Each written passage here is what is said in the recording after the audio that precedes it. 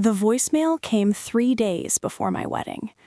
I was standing in the middle of my living room, surrounded by half-packed boxes, seating charts spread across the coffee table, my phone balanced on my shoulder while I tried to answer an email from the florist. I almost didn't listen to it right away. I wish I hadn't. My mother's voice filled the room, cheerful in that careful, rehearsed way she used when she already knew what she was about to say wouldn't land well. "Hi, sweetheart," she began.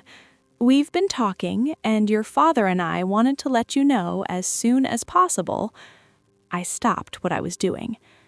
"We won't be able to make it to the wedding after all." The room felt like it tilted. I pressed the phone closer to my ear. "It's just that your sister's birthday falls on the same weekend, and you know how important this one is for her. She's been planning it for months. We really hope you understand." She paused, like she was waiting for me to interrupt a voicemail. "We're so proud of you," she added quickly. "We'll celebrate another time. Call us when you can." The message ended. The silence that followed was louder than anything she'd said. I stood there for a long moment, phone still in my hand, staring at nothing. My wedding. The day I had been planning for over a year. The day I had rearranged my entire life for.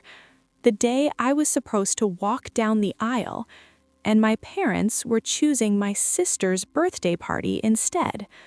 Not because of an emergency, not because of illness, not because of distance. A party. I felt something crack in my chest, slow and sharp. My sister, Lila, was turning 29. Not a milestone birthday, not a surprise celebration, not anything that couldn't have been moved.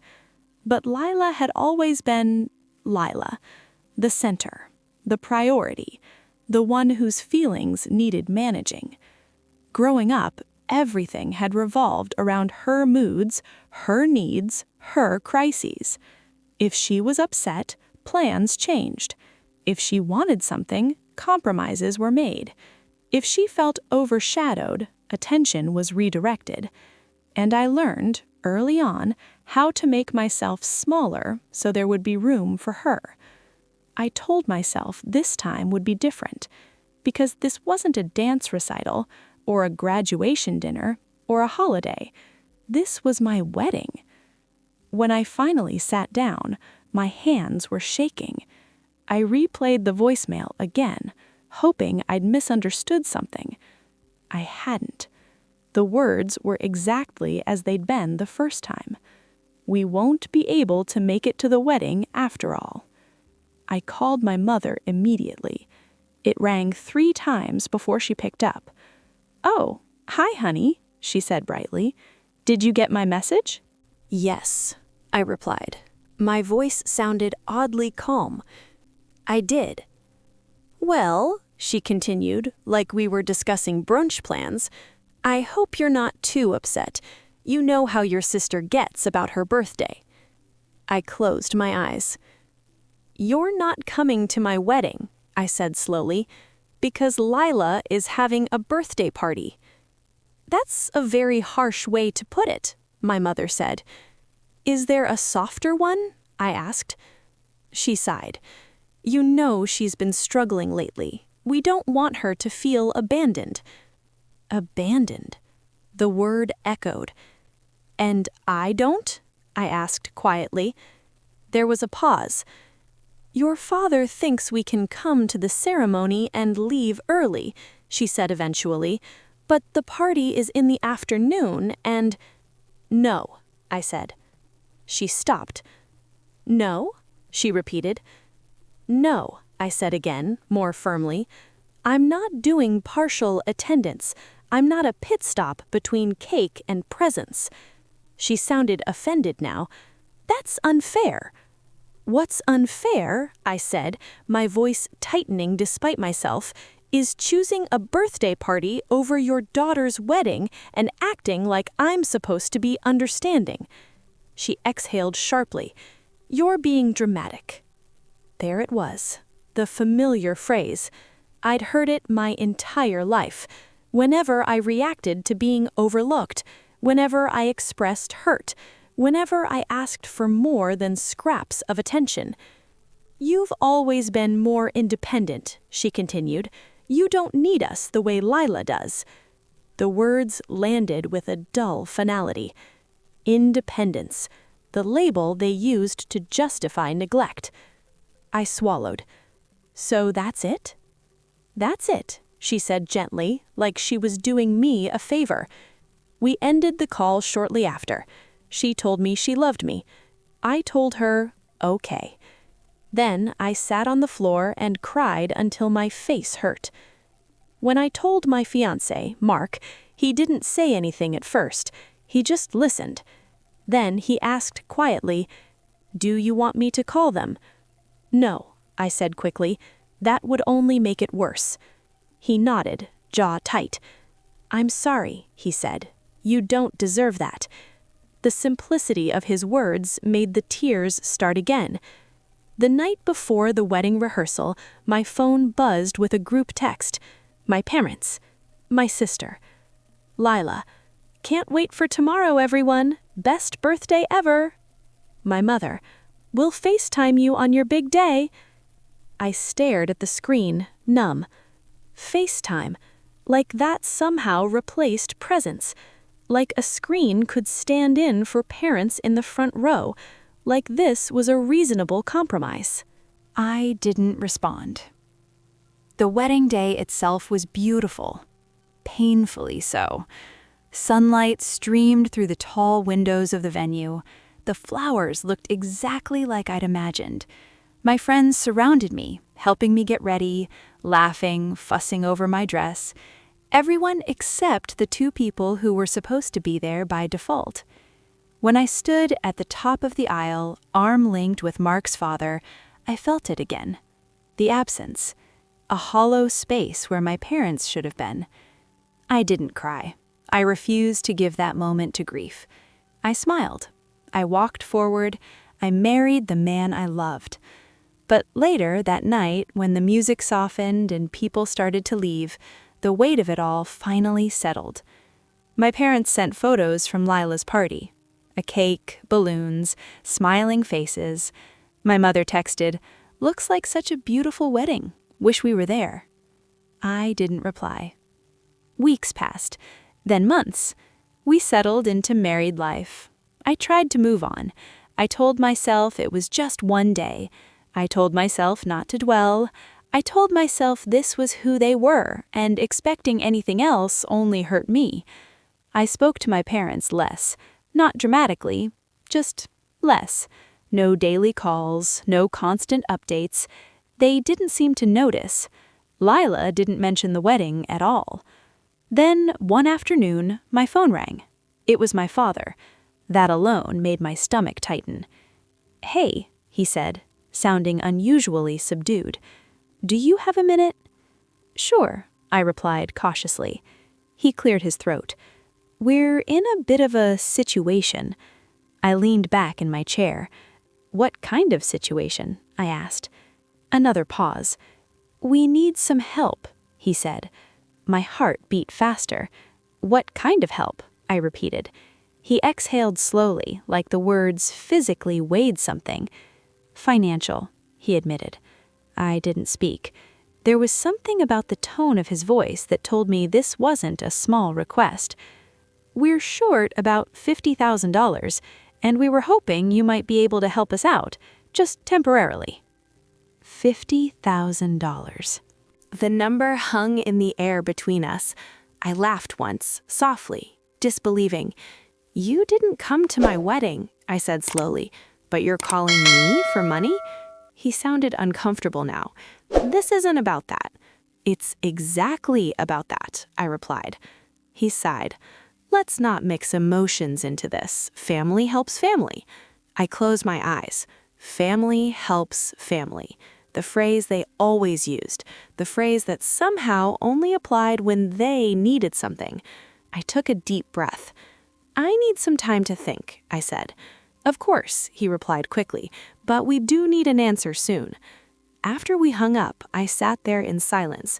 My parents had chosen my sister's birthday over my wedding. Now they needed $50,000, and for the first time in my life, I realized something with absolute clarity. They didn't see me as a daughter first. They saw me as a resource, and the choice I made next would change everything. But they had no idea what I was about to do. I didn't give them an answer right away, not because I needed time to calculate numbers, not because I didn't know whether I could help, but because for the first time, I was allowing myself to sit with a feeling I'd spent most of my life suppressing: anger. Not explosive anger, not screaming anger, the quiet, focused kind that asks questions you can't unhear. That night, I told Mark everything. He didn't interrupt, didn't jump in with advice, didn't try to soften it. He just listened while I paced the living room, reliving the phone call out loud. "They didn't even ask how I was," I said. "They didn't acknowledge the wedding. They went straight to the money." Mark leaned back against the counter, arms crossed, jaw tight. "That's not an accident," he said. "I know," I replied. "What are you thinking of doing?" he asked. I stopped pacing. "I don't know yet," I said honestly, "but I know I'm not going to pretend this is just about money." Mark nodded. "Whatever you decide, I'm with you, but I want you to choose what protects you this time." That was new. Someone prioritizing me without hesitation. It felt unfamiliar and grounding. Over the next few days, pieces of the story started coming together. Not because my parents volunteered information, but because I started asking questions. I called my aunt, casually, like I was just catching up. She hesitated when I mentioned my parents. "Oh, I thought you knew," she said. "Knew what?" I asked. Another pause. "Your parents refinanced the house last year," she admitted, "to help Leela with her business." My stomach dropped. "What business?" I asked. The silence stretched. "She didn't tell you?" my aunt asked carefully. "No," I said. "Oh," she replied softly. "I assumed." "Assumed what? That I wasn't important enough to include?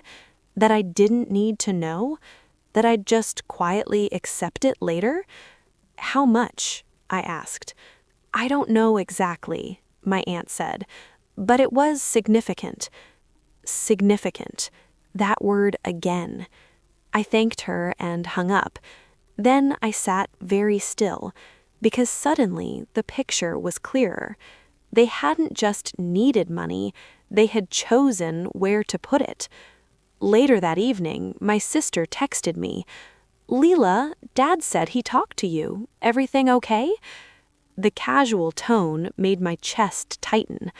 I stared at the message for a long time before replying. Why didn't anyone tell me about the refinance? 3 dots appeared, disappeared, appeared again. "Leela, I didn't think it was a big deal." "A big deal," I typed. "You took money out of the house to fund your business." Her reply came quickly. "It's not like that. They wanted to help me. You know how supportive they are." Supportive. I felt a bitter smile tug at my lips. Me, and when I needed them at my wedding? No response. Minutes passed. Then, "This isn't a competition." That sentence hit harder than anything else, because it revealed the truth. To her, everything was a competition, one she was used to winning. I finally called my parents back, not to give an answer, but to ask for the truth.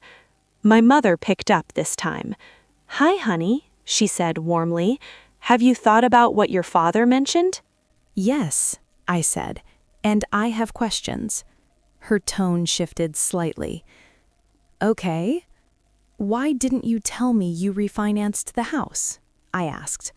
Silence. Then a slow exhale.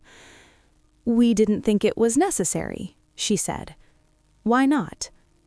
"It was our decision," she replied carefully. "To help Leela." I added. Another pause. She needed it, my mother said. You know how hard things have been for her. And what about my wedding? I asked quietly. Did I not need you then? That's not the same, she replied quickly.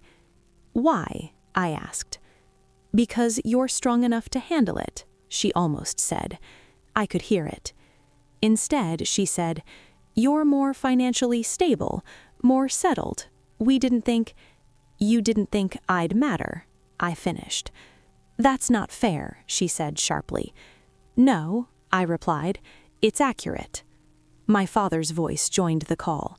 Let's not turn this into an emotional interrogation. I laughed softly. That's exactly what this is, because you're asking me for $50,000 without explaining how you got here. We're not asking for charity, he snapped. We'll pay you back. With what? I asked. You already leveraged the house. Silence again. That silence told me everything. After the call ended, I felt strangely calm, because for the first time, the confusion was gone. This wasn't favoritism in abstract terms. It was measurable, concrete. They invested in her. They withdrew from me, and now they expected me to cover the gap. The irony would have been funny if it hadn't hurt so deeply. That night I couldn't sleep, not because I was torn, but because I was grieving something I'd finally allowed myself to name. The fantasy that one day they'd show up for me without conditions. The fantasy that my independence would eventually be rewarded with equal care. The fantasy that love in my family wasn't transactional. Letting go of that fantasy hurt, but it also freed me. 2 days later, I invited my parents to meet me for coffee. Neutral territory, no home field advantage. They arrived together, anxious but expectant. My mother smiled too brightly. My father avoided eye contact. We sat. Ordered drinks. Then I spoke. I'm not giving you the money, I said calmly. My mother's smile froze. My father stiffened. Why not? He asked. I took a breath. Because you chose where to invest your support, I said, and you didn't choose me. That's not true, my mother said quickly. You chose my sister's birthday over my wedding, I replied. You refinanced your house for her business without telling me, and now you're asking me to fix the consequences. My father frowned. We're family. Yes, I said, and family doesn't show up only when it's convenient. My mother's eyes filled with tears. We didn't realize you felt this way. I looked at her gently. That's the problem, I said. You never realized because you never asked. Silence settled over the table, heavy, unavoidable. I love you, I continued, but I'm done being the backup plan. I'm done being the reliable one you lean on after choosing someone else first. My father's voice was tight. So that's it? That's it, I said. My mother reached for my hand, then stopped herself. We raised you better than this, she said softly. I met her gaze. You raised me to survive without you, and I did. They left shortly after, not angry, not yelling, just shaken, and for the first time I didn't chase after them emotionally. I didn't apologize. I didn't over-explain. I didn't try to soften the blow, because this wasn't punishment, it was alignment. That evening, Leela called me. She was crying. You're tearing the family apart, she said. I listened quietly. You're choosing money over us, she continued. I closed my eyes. No, I said calmly. I'm choosing honesty over enabling. She hung up on me. The days that followed were quiet, uncomfortable, but clear, because something had shifted permanently. They could no longer treat me as an unlimited resource. They could no longer assume my silence meant consent. They could no longer prioritize someone else and expect me to absorb the cost, and whether they understood that yet or not. I had made my decision. But the real consequences of that choice, they were only just beginning. For a while after that meeting, no one said anything. No calls, no texts, no passive-aggressive messages disguised as concern, just silence. It wasn't peaceful silence. It was the kind that presses against your chest and makes you wonder who will break first. I didn't, and apparently neither did they. A week later, the silence cracked. Not from my parents, from my aunt. She called late in the evening, her voice low and careful, like she was sharing classified information. "I probably shouldn't be telling you this," she began. I already knew she was going to anyway. "They're panicking," she said. "Your parents." "About what?" I asked, though I already had a sense. "The loan," she replied. "The payments are higher than they expected, and Leela's business isn't doing as well as they thought it would." I leaned back against the couch. Of course it wasn't. "What kind of business is it exactly?" I asked. Another pause. "She hasn't been very clear," my aunt admitted. "Some kind of online brand, influencer adjacent, a lot of upfront costs." Upfront costs. Photo shoots, marketing, equipment, image. All the things my parents had been more than willing to fund. "And now?" I asked. "And now," my aunt said quietly, "they're realizing they don't have a backup." I almost laughed. Almost. Instead, I thanked her and hung up. That night, I sat at the kitchen table with Mark, a spreadsheet open on my laptop. Not because we needed to calculate anything, but because I needed to see something concrete. Numbers don't lie. "We could technically do it," Mark said carefully, glancing at the screen. "If you wanted to. It would hurt, but it wouldn't destroy us." "I know," I said. That was the hardest part. This wasn't about inability. It was about boundaries. "And if you did," he continued, "it wouldn't fix the pattern, it would reinforce it." I nodded, because that was the truth I'd been circling. Giving them the money wouldn't heal anything. It wouldn't bring accountability. It wouldn't rebalance the scales. It would just confirm what they already believed, that no matter how they treated me, I'd be there to clean up the mess. "I don't want to be their safety net anymore," I said quietly. Mark reached for my hand. "Then don't be." A few days later, my father called again. His tone was different this time, less authoritative, more tentative. "We've been thinking," he said. "Maybe we could work something out." "What kind of something?" I asked. "Well," he began, "maybe you could lend us part of the money.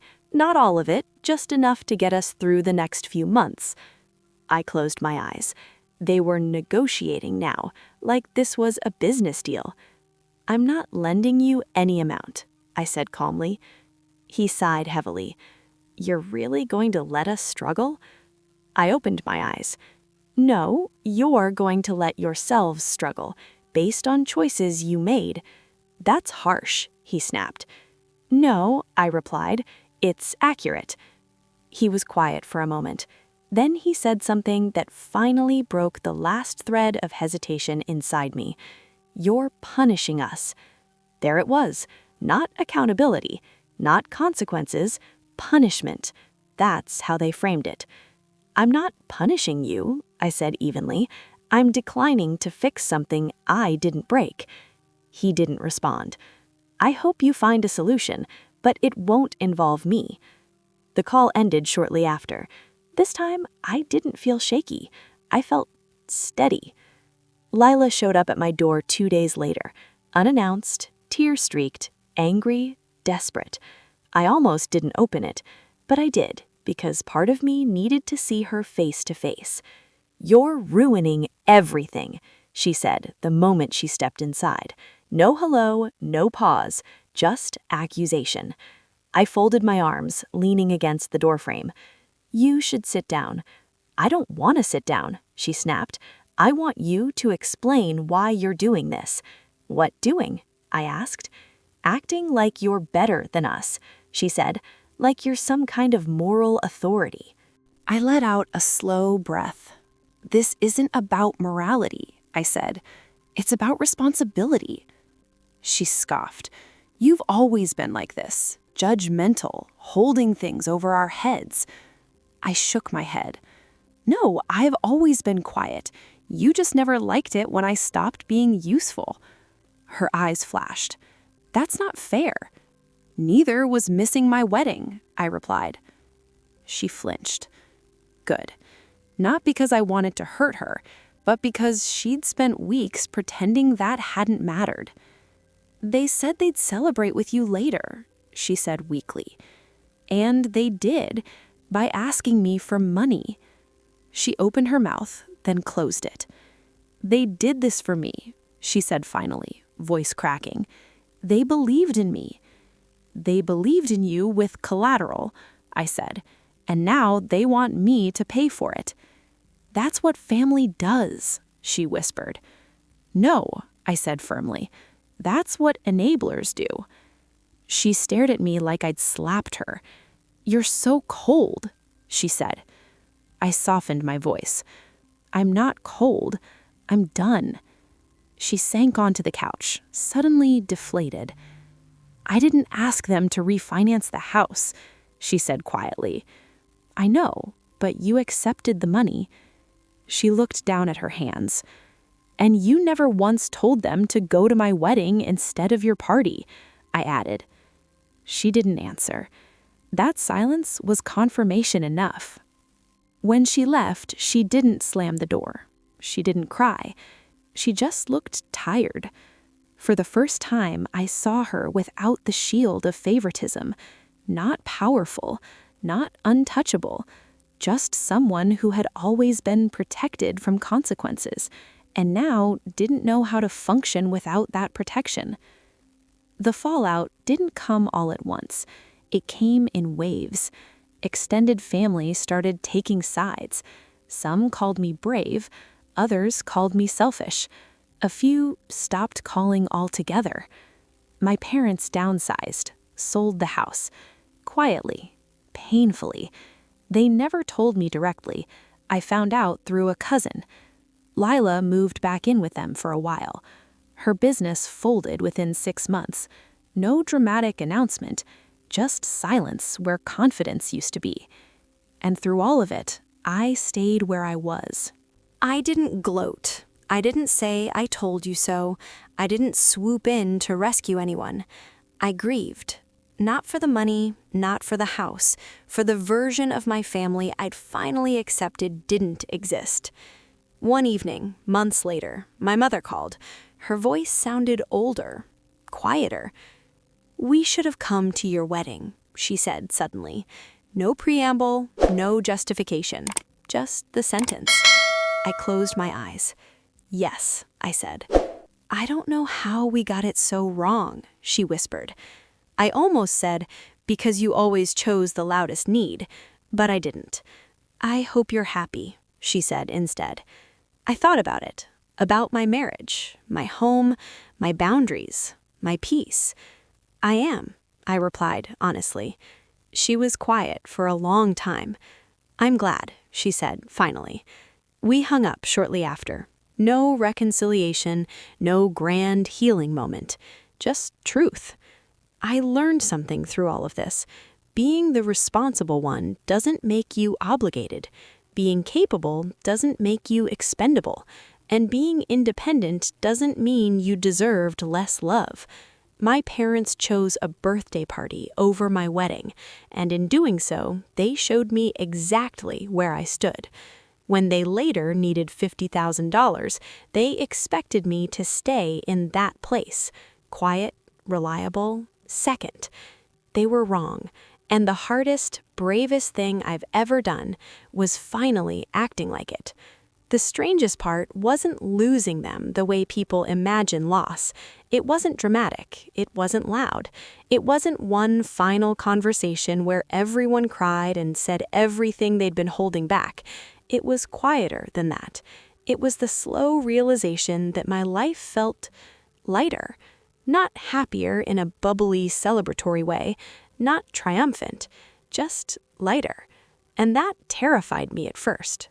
Because I had been taught, implicitly and repeatedly, that distance from family was supposed to hurt more than this, that choosing yourself was supposed to come with unbearable guilt, that saying no would hollow you out.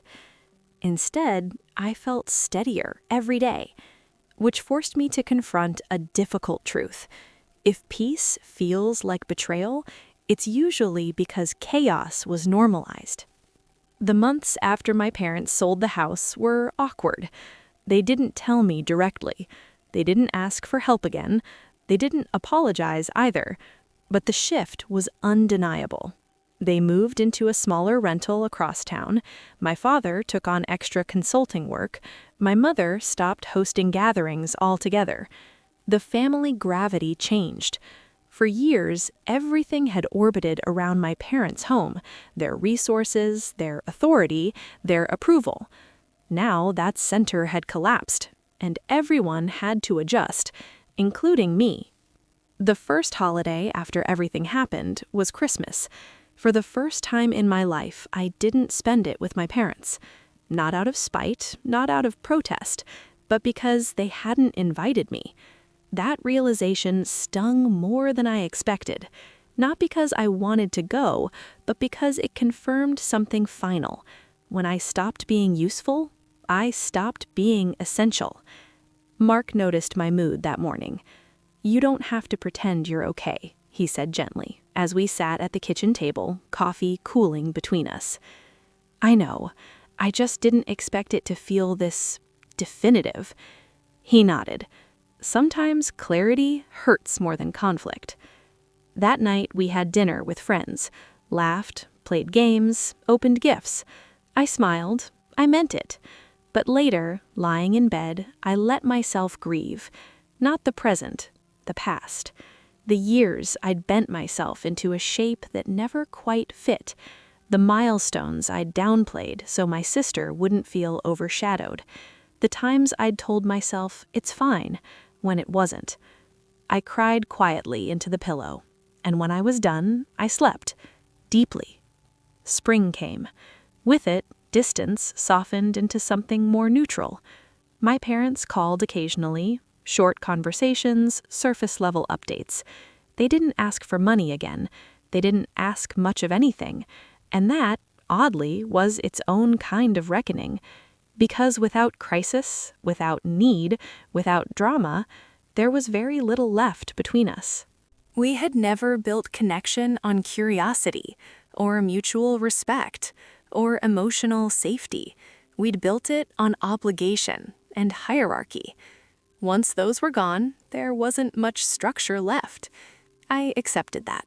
Not bitterly, just honestly. Lila didn't speak to me for almost a year. When she finally did, it wasn't with an apology. It was with a question. "Can we get coffee sometime?" I considered ignoring it, not because I hated her, but because I didn't know who she was without our old roles. We met at a cafe halfway between our homes. She looked different, less polished, more tired, older in a way that wasn't just about age. "I didn't realize how much they were shielding me," she said after a while, staring into her cup. "From consequences, from discomfort, from reality." I didn't interrupt. "I thought you were just cold," she admitted, "that you didn't care." I met her gaze calmly.